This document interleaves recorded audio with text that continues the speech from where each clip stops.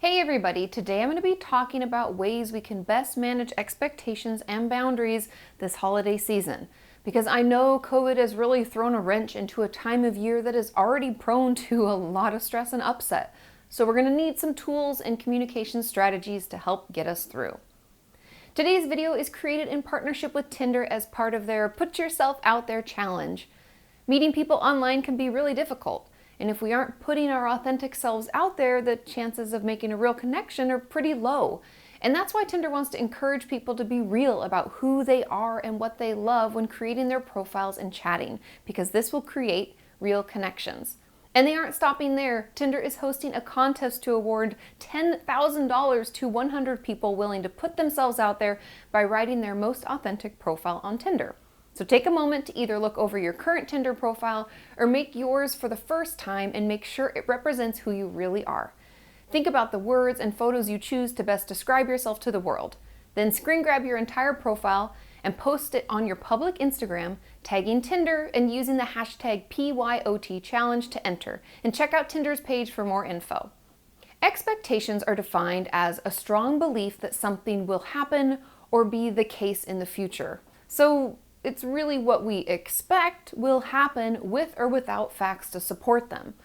And these can be helpful or harmful depending on whether or not we communicate them, which is what we're going to get into. But let's also define boundaries because they're important too. And boundaries are limits we place on our relationships about what behavior we will and won't accept from other people. We can have both emotional and physical boundaries. Emotional ones would be things like how we'll allow someone to talk to us or how much energy we're willing to put into a relationship. And physical ones, have to do with how physically close we're going to allow other people to get to us. But both expectations and boundaries are important in our relationships, especially right now when family may expect us to come home, but we don't feel so safe doing so. Or if others are taking it more seriously than we are and expecting us to do things to help them feel more safe. But we haven't told them what's okay or not okay, or what we expect them to do or what we're doing. It's complicated, right? So what can we do? Well, first, it helps to know what it is we are expecting and what our boundaries around it are. And I know that may seem like a lot to cover in just one tip, but it's actually not as difficult as it seems. Take some time to consider, possibly journal, you guys know I love a journal, about what it is you expect from the holidays. Are there presents you expect to get or give? Maybe people you expect to see? Things you expect people to do or not do in order to be able to see you? What are the expectations that you have for this time of year? Take some time to consider this because it's really common for us to just not even realize we have expectations, yet we bank on people doing these things or abiding by these unspoken rules. And unfortunately, or actually fortunately, people can't read our minds. So we're going to have to let them know. And next, are there certain expectations that if they are not met, we will not be able to participate like we wanted to? Like boundaries, right? Meaning if our family member doesn't quarantine or get tested, are we going to attend? Or are we going to ask them not to attend? And on the flip side, are we not okay getting tested just because someone else wants us to?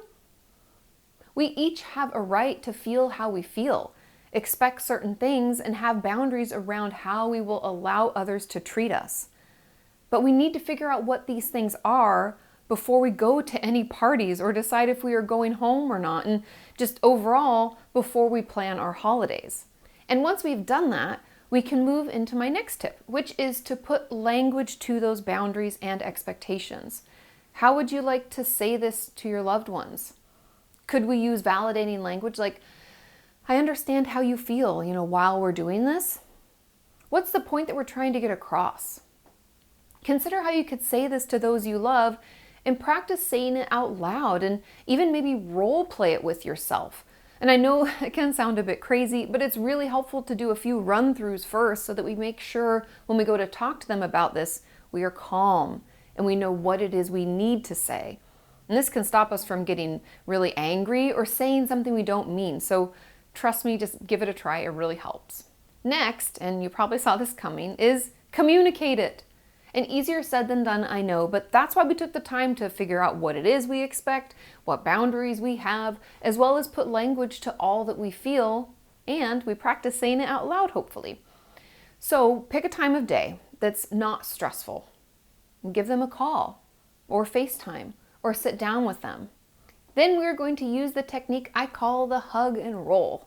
And yes, I got that name from the show Friends. If you know the reference, you know it.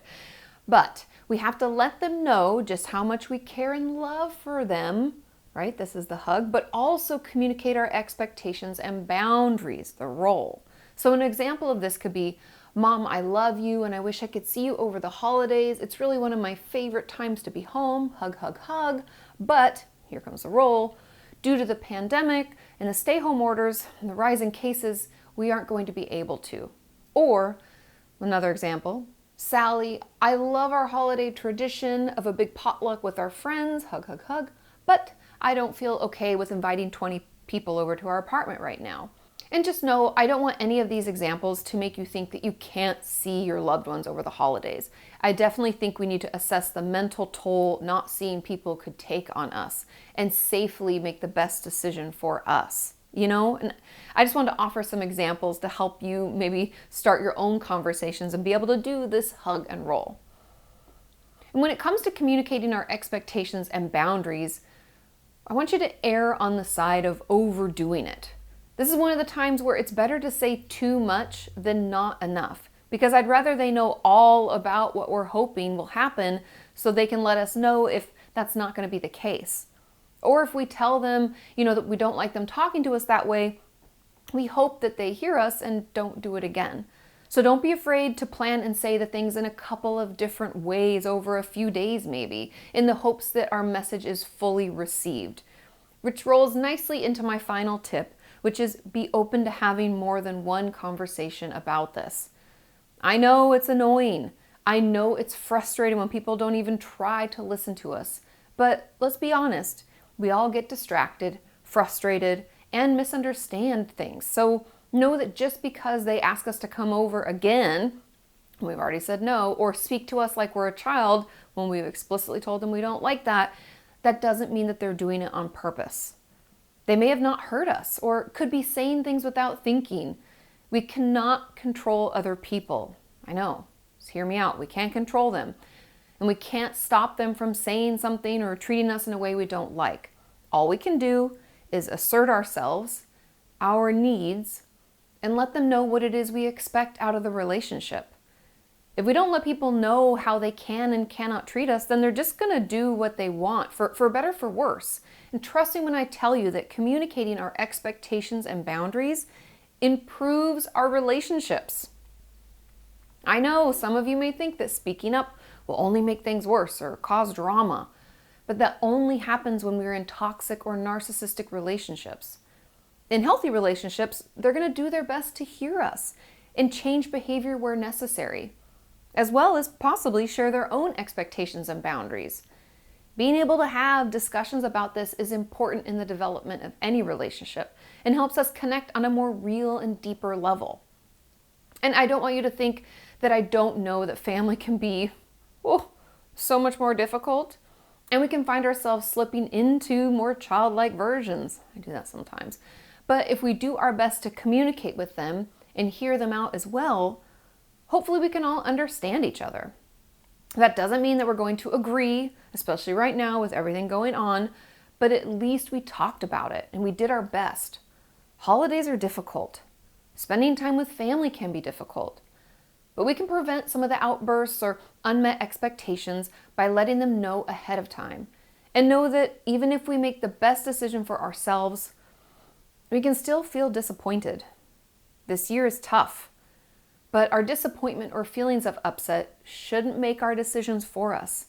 We can be disappointed and acknowledge that feeling and still speak up and make choices that are good for us. When we feel any uncomfortable emotion, it's completely normal to want to run from it, or please other people so that it goes away. But it's okay and actually pretty healthy to just feel it. Feel the feelings, I know. Ugh. And recognize it for what it is. Like, is it going to be pretty sad for Sean and I to celebrate Christmas here alone? Yeah. But I also know that it's the safest thing for us and our families. So I can feel sad and I can still stay home.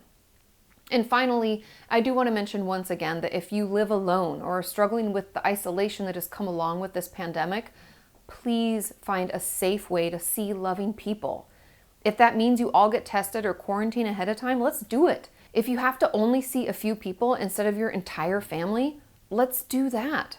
I know the virus is scary and dangerous, but so is depression and suicidal thoughts. So if you find yourself in a dark place, find a way to see those you love and get that hug that you may really be needing, okay? I love you all. Have a relaxing and recharging holiday season. I am so thankful each and every year for you and our community as a whole. The way you share your thoughts and experience in those comments and help each other out when times get tough is truly inspiring. And it's because of all of you that I keep doing what I do. And I cannot thank you enough for all of your support this year and every year before that. Enjoy some time off, take care of yourself, and I will see you next week. Bye.